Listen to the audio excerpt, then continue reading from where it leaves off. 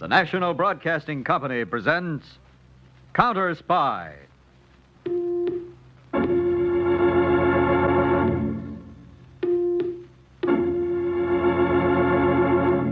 Washington calling David Harding, CounterSpy. Washington calling David Harding, CounterSpy. Harding, CounterSpy. Calling Washington.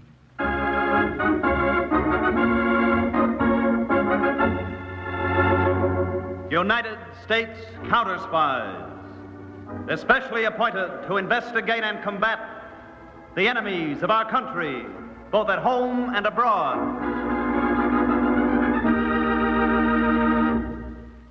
Commencing Sunday, November 5th, CounterSpy reports to the American people will be brought to you on Sundays. Consult your local newspaper for the exact time. Tonight, the case of the carbon console.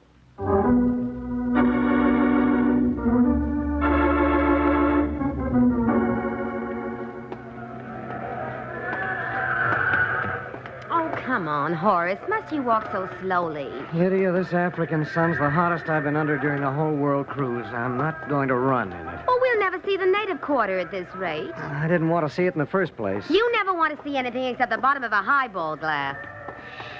Well, what's so wonderful about this section? It's dirty, hot, and the natives aren't exactly smiling at us. Oh, you're just imagining things. Besides, this is atmosphere. Yeah, so I smell. I still say, watch where you're going. Oh, excuse me. I didn't look where I was going. Doesn't the white lady have eyes? Well, I was just... Or perhaps the walks of my native Tobago land are not wide enough. I should step in the streets to allow the grand lady to pass. Look, my wife apologized. How gracious to a poor, humble native that the American should demean himself so. Well, I never... Come on, Lydia, let's get out of here. Yes, leave. This is our land. Africa for the Africans. Well, I never... Horace, are you going to let him get... Quiet and keep walking. I told you the natives weren't really smiling But it at was us. just an Yeah, accident. that fellow was looking for trouble. See, he's got a crowd around him, Lydia. He's haranguing them. Oh, he's pointing at us. Come on, Lydia. We've got to get to the American consulate. Horace, they're coming after us. Watch out, Lydia. They're going to throw things. Horace! Oh! Like that! Fruit! Come on, Lydia. This way. Run!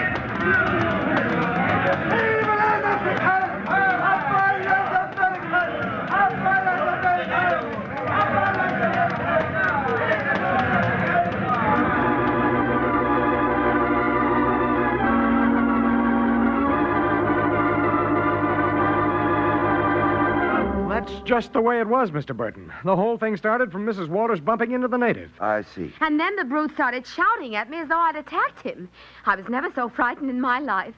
I still haven't got my breath back. And the stress... I'll see that restitution is made for the damage, Mrs. The Walters. devil with that man. You're the American consul here in this heaven-forsaken country. Can't you see that American citizens are afforded some protection? We do our best, Mr. Walters. If we hadn't reached the consulate grounds, we might have been killed. Mr. Walters, I'll enter a formal protest to the government of Tobago. All right, and by gosh, you tell them that if they can't keep law and order here, we'll come over and do it for them. I know how you feel. Mrs. Walters, I'll want you to dictate a formal statement of what happened to my secretary. I certainly will, and I remember everything.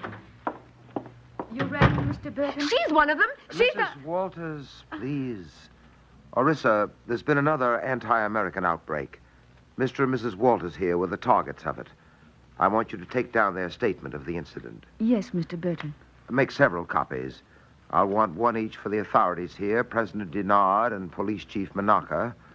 And, of course, be sure to send a copy to the African desk of the State Department, Washington. They may want to take drastic action.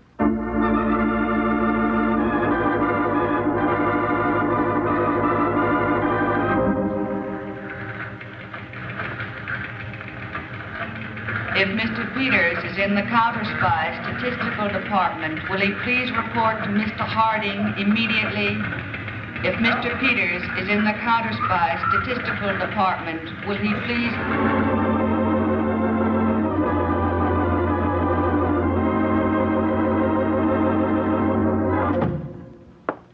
Hello, Mr. Harding. I didn't think you'd gotten back from the State Department so quickly.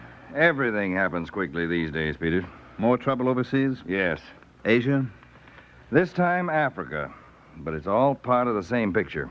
Tobasso land, one of the few non-colonial countries on that continent. Oh, yes. The papers yesterday. Anti-American riots. Yeah. Bad for us. The State Department going to take any action, Chief? Well, they may have to eventually. But first, they want to get a better picture of what's happening in that country. So?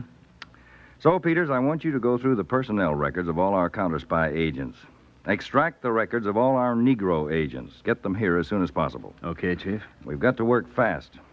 The State Department wants to find out whether this anti-American feeling is foreign-inspired before they're forced to make any more protests to the government of Tobasso land.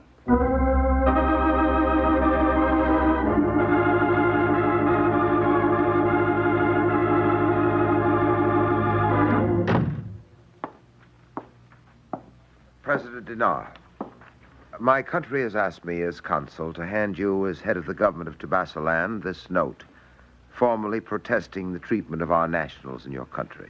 I accept the note, Mr. Burton, with regret, and assure you that we will do all in our power to apprehend and punish the instigators of this disorder.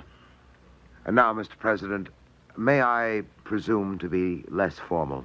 Yes, of course, Mr. Burton. And unofficial? Yes? While awaiting your arrival, I've been talking to your state police chief, Manaka, here. He has some interesting ideas. I'm sure he has. I have only tried to be helpful, Mr. President. I see, Manaka. Now, these interesting ideas, what are they? I prefer that you hear them from the lips of Mr. Burton. He may give them more weight than a mere police official can. Your modesty is most unusual, Manaka. Go on, Mr. Burton. Well, as your chief explains it, Mr. President, the main difficulty of law enforcement here is one of tools. Weapons, you mean? Yes, Mr. President. I can hardly agree, Manaka. It was one man who incited this riot. Surely, if you find him, it will take no more than one weapon to arrest him. Admitted, Mr. President, but one man is but a single grain in the sands of unrest that surround us. Had I weapons, an efficient police force, I would soon quell this anti-Americanism in our country. The force quells nothing. Or do you agree with my chief, Mr. Burton? Well, after all, when I came here to take up my consular post a year ago, I was kidnapped, held for 5 hours by insurgents. Yes, that is a painful reminder, Mr. Burton. It might well have developed into a serious international incident if it hadn't been for my prompt liberation by Chief Manaka here and his officers. I know that, Mr. Burton, and I was grateful to you for minimizing the affair to your government. Then why not listen to Mr. Burton's advice now? You both urge me to request the United States government to send us arms and possibly even advisors to help us administer the internal security of Tobasso land. Is that it? Exactly, Mr. President. Do that, and we will be able to cope with any disorders that arise, no matter how grave they may be. I'm afraid I must still disagree with you, gentlemen. But I am well aware that there is much discontent in the country, and that in some manner that discontent has been channeled against America, Mr. Burton. In that case, why Importing American arms and advisors would do nothing but crystallize the unrest. Put your country in the light of an invader. No. No, Mr. Burton, before I take any such step, I want to discover the reason for this sudden upsurge. This hatred many of my people have for all that is American. If you or your government can assist us in this, I will gladly accept your help. That, Mr. Burton, you can report to Washington.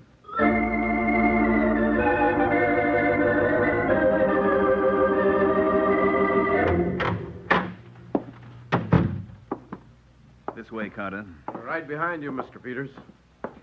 Mr. Harding, this is Agent Lincoln Carter. How do you do, Carter? Hello, Mr. Harding. Have a seat. Thank you. Will you want me, Chief? No, Peters. I'd rather have you set about arranging the details of Carter's transportation, if you will. I'll get right on it, Mr. Harding. Doesn't sound as though I'm going to be in Washington very long, Mr. Harding. No, you won't be, Carter. Not if you're the right man for this job we have. I hope I am, sir. Now, let's see. According to your personnel record, you went to Howard University, got a B.A. and M.A. there. That's right. Then you did postgraduate work at Columbia, earning the degree of Doctor of Philosophy, huh? Yes, sir. Your thesis for your doctorate was on African languages and dialects. Is that correct? Correct, Mr. Harding, but... You, speak these various dialects? Many of them. The study of African culture and history has been sort of a hobby with me. Oh? Something like a Mayflower descendant tracing his antecedents. Yeah, I see. Well, tell me, do you know much about the country of Tobasso-land? If it doesn't sound too immodest, quite a bit. As one of the few Negro republics outside of Liberia, I've naturally been interested in it. Yes, so is the State Department. Yes, I know. I've been reading in the papers about the recent outbreaks of anti-Americanism there. You have any opinions on that? Well, frankly, I've been puzzled. The history of that country has always oriented it toward America. We've helped and aided her in many ways. Why this sudden outburst should occur is beyond me. Now, come over here, Carter. Take a look at this map. Let's consider the question from the viewpoint of geography. What do you mean? Well, Tobasso-land could be the eastern doorway to Africa.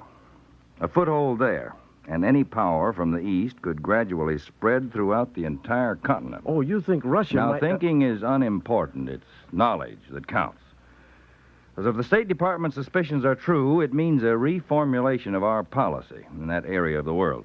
I can understand that, sir. And it's going to be up to you, Carter, to find out if those suspicions are true. The job you were speaking of. Yes. Now, you'll work undercover among the citizens of Tobasso-land. I want you to find out and report where this anti-American feeling is arising from, and whether it's being provoked deliberately. I see, sir.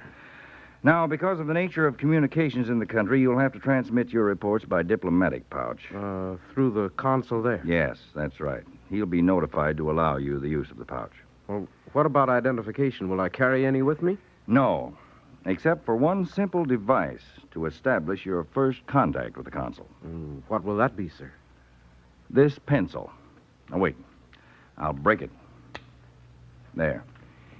You take this half. Right, sir. I'll see that our consul in Tobasso-land gets the other half. When you present the matching half, that will be your identification. Then I take it I'm not to report to the consul immediately. No. In fact, don't get in touch with him until you've compiled as complete a report as you can on the situation. Yes, sir. Frankly, Carter, if what we suspect is true, your usefulness will be very short-lived after that first report, because the other side has espionage agents as well. I understand, Mr. Harding. Now, I know I don't have to stress the importance of this mission to you, Carter, so good luck. And remember, take no unnecessary chances. You may be facing a crafty and dangerous enemy.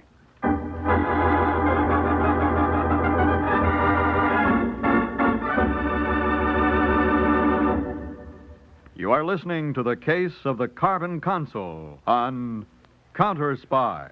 This Sunday marks the premiere of The Big Show on NBC. Not just any big show, it's the big show. NBC's hour and a half of comedy, music, and drama, the best of each. The Big Show will be heard every Sunday evening over most of these stations, with Tallulah Bankhead as the mistress of ceremonies. Your stars for this Sunday's broadcast include Jimmy Durante, Fred Allen, Ethel Merman, Frankie Lane, Mindy Carson, Meredith Wilson, Danny Thomas, and a host of others. All this and Tallulah, too. No wonder it's The Big Show. Now, back to CounterSpy.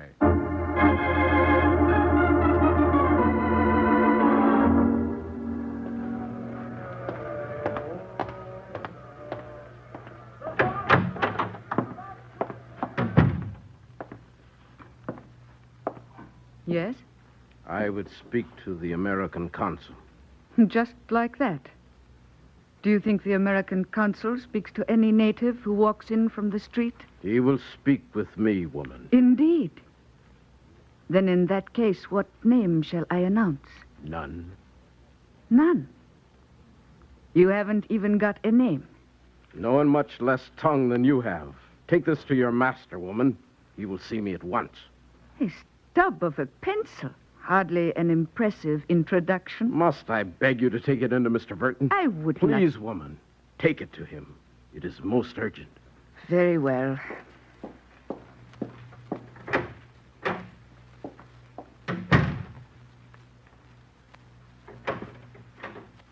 Sir, Yes? in here. Oh, thank you. This is the man, Mr. Burton. Thank you, Orissa. You may leave. Your secretary is a very efficient watchdog, Mr. Burton. Orissa, treasure. A native girl who went to college in the States. Indispensable to me. I'm sure she is. But enough of that. It's a relief to learn that you've finally arrived, Mr. Carter. I've been here in Tubasaland nearly 4 weeks. Well, since I got that pencil stub and the note from Mr. Harding, I've expected you for every day of those 4 weeks. I had no reason to contact you before. You have now? I think so. I've made a report of my activities these past 4 weeks. As Mr. Harding undoubtedly explained, I am to submit it to Washington through your diplomatic pouch. Yes, I know. I have dispatches to send out myself. I'll have Orissa bring it in now. It'll be leaving in the morning. I'm glad of that, Mr. Burton. You, uncovered something of importance? I think so. You, of course, are free to read the report, Mr. Burton. Thank you. I shall. You rang, Mr. Burton? Yes. Bring in the diplomatic pouch, please. Yes, Mr. Burton.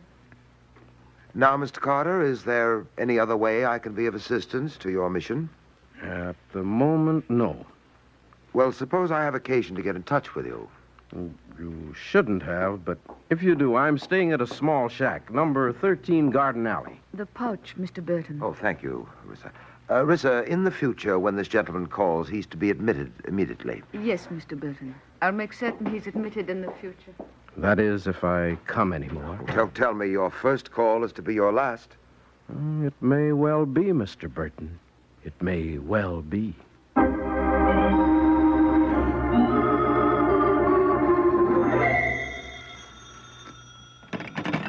Hello.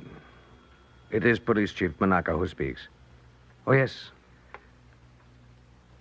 I see. He knows much? Bad. What, you know where he is. Excellent. The address?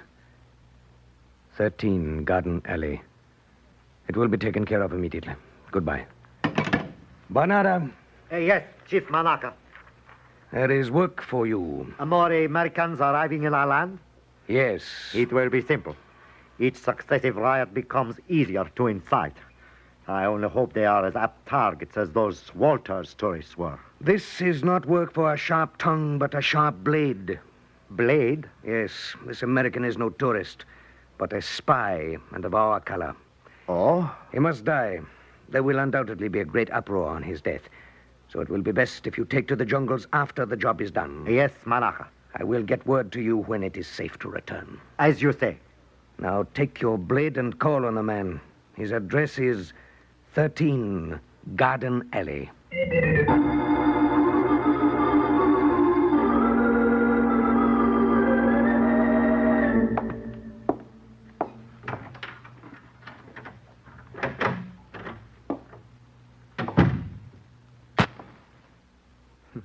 Kerosene lamps.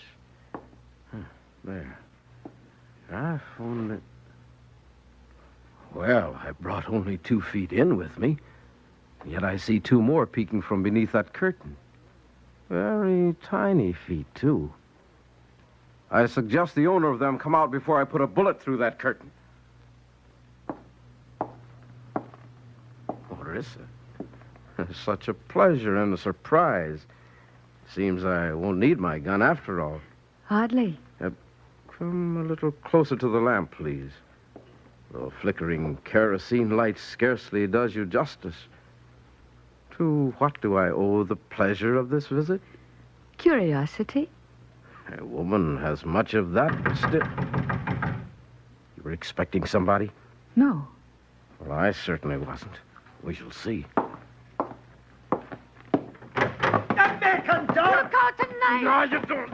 Watch out! I will cut your heart out! Not yet, you won't. The lamp, it's falling! Let go! The floor! The curtain! Fire!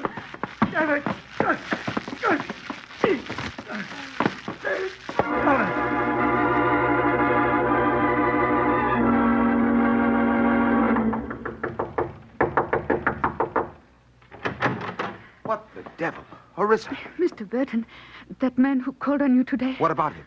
What are you doing here at this time of night? I passed the place where he was staying. His shack is in flames. The whole native quarter is going up. I thought... You thought right, girl. Come in. I didn't know whether or not... Call Chief Manaka. Tell him about the fire. Say I'll meet him there and explain everything. This may have grave international repercussions.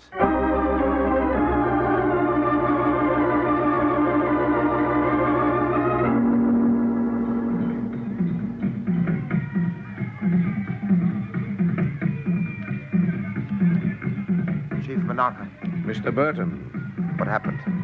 Orissa said there was a fire, but this whole block burned to the ground. Our native quarters do not resist fire very well. An obvious statement. Fortunately, we have it under control now. The drums, the chanting, what are they for? To appease the fire gods. Many of my countrymen still place their fate in the ancient customs of their fathers. I myself prefer water to fight fire. Well, at the moment, the drums are useful. I think we can talk safely under their cover. We can, Burton. And we have nothing to fear. The CounterSpy agent is dead? Yes. We recovered his body. Banada's knife deep in his heart. You have a most efficient sergeant, Manaka. Your country, and I don't mean America, Naturally. will pay well for this, I hope. Extremely well. What about the report you told me about over the telephone? Will that reach the CounterSpy chief? I shall see that it does. But it'll be my version of what's happening in this country, not his agent's. Good. And that, coupled with the death of this agent, will force President Denard to request American arms and men. And that should provide you with a revolutionary situation that you can exploit to the utmost. And I shall, Mr. Burton. As long as you continue to make it worth my while. I'll continue. With good fortune and a little effort, we may be able to turn this incident into a long and costly guerrilla war involving the great United States.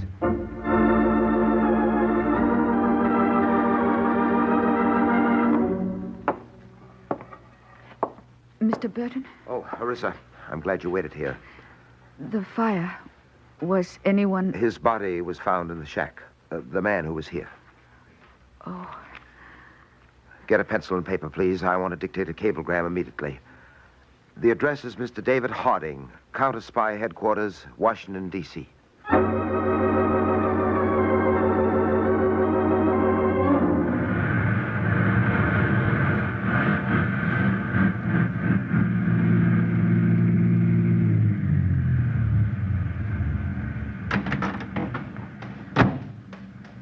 Mr. Harding! Mr. Harding! Oh, you made good time, Peters. Did you get all the material? Here it is in this envelope, Chief. The complete personnel records of all employees at our Turbulent consular office. Good. Now, I don't know how long I'll be gone, so you take over from me here. Right, Chief. If anything urgent comes up, get in touch with me through the consulate. All right, sir. And good luck. I hope you manage to make someone pay for Carter's death. I intend to, Peters. So long, Chief.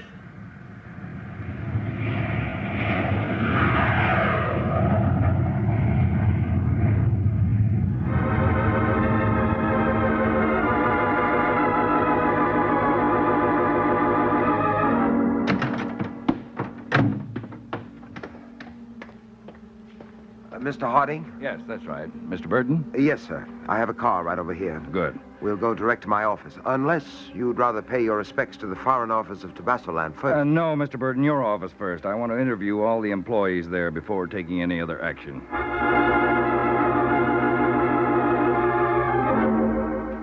And this, Mr. Harding, is the only employee left to interview. My personal secretary, Orissa. How do you do, miss? You be seated. thank you. I imagine you want this to be private. If you don't mind, Mr. Burton. Not at all, Mr. Harding. I'll be outside if you want me.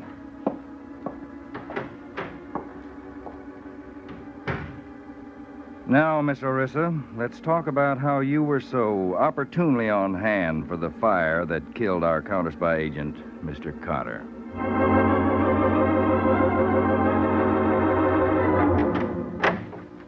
Mr. Burton. Yes? I've finished here. I wonder if you could arrange an audience for me with the president and the police chief of Tabascoland. Right away, Mr. Harding. Will you, want me there? Yes, Mr. Burton, I definitely want you there.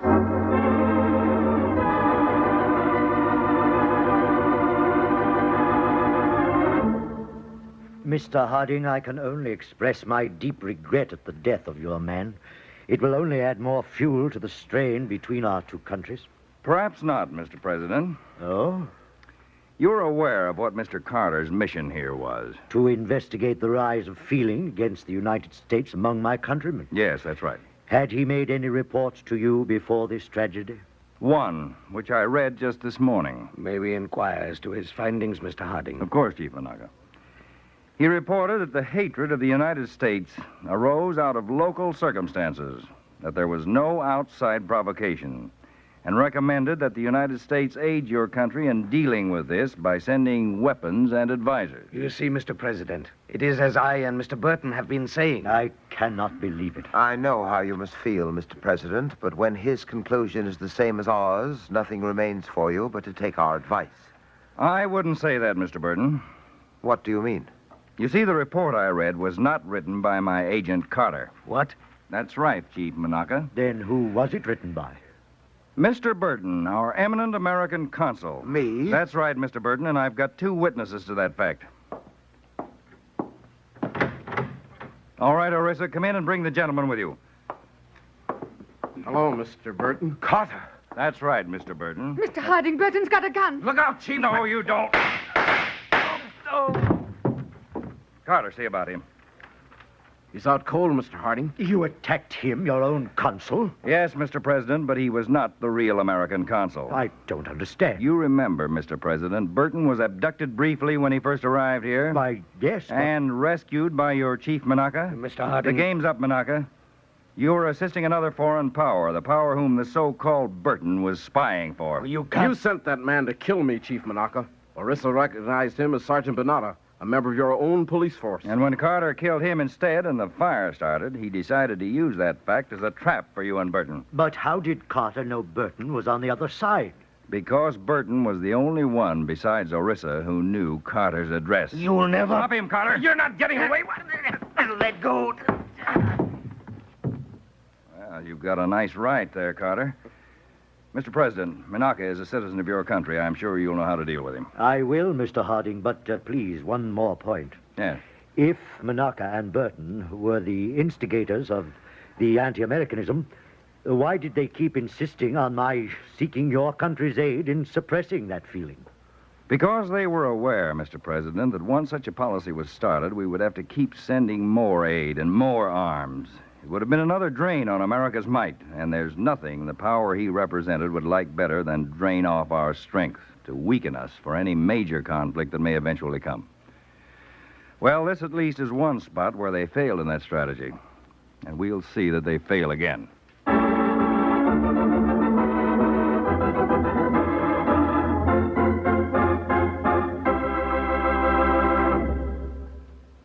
Tune in this Sunday, November 5th, and every Sunday thereafter for CounterSpy.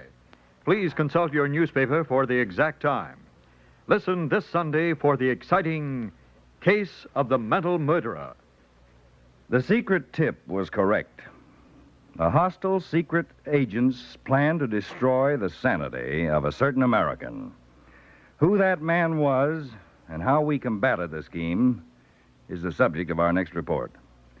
Listen on Sunday to Case Attention, of the Mental all Murderer. CounterSpies. Are you ready to embark on a thrilling CounterSpy. adventure beyond the airways? Tune in every Friday night to catch the pulse-pounding action of CounterSpy, where danger lurks around every corner and secrets are uncovered Tonight's with every CounterSpy twist and program turn. originated But in New wait, York, was your directed mission by doesn't Mark end B. there. Loeb, For those of you dramatized craving by more Palmer excitement, Thompson, we've got just and the thing. featured Don Introducing McLaughlin Lost in and Brazil, Mandel your Turner. passport to a world of intrigue, mystery, and CounterSpy untold is stories from produced the heart by of Brazil. Phillips H. Loeb. Join us on the journey through the vibrant streets and lush tropics of Brazil and see the hidden corners of Brazilian culture. From gripping favelas to captivating countrysides, 3 chimes Lost in mean Brazil good brings you times on closer to the NBC. pulse of this diverse and enchanting country. So why wait? Follow us on Lost in Brazil and unlock a world of adventure that will leave you spellbound. Don't miss out on the ultimate escape. Subscribe now and immerse yourself in the magic of Lost in Brazil at Lost in Brazil RJ, where every story is an adventure waiting to be discovered. See you next week for more thrilling episodes of CounterSpy. And remember to join us on Lost in Brazil for an unforgettable journey. Click on the link in the description.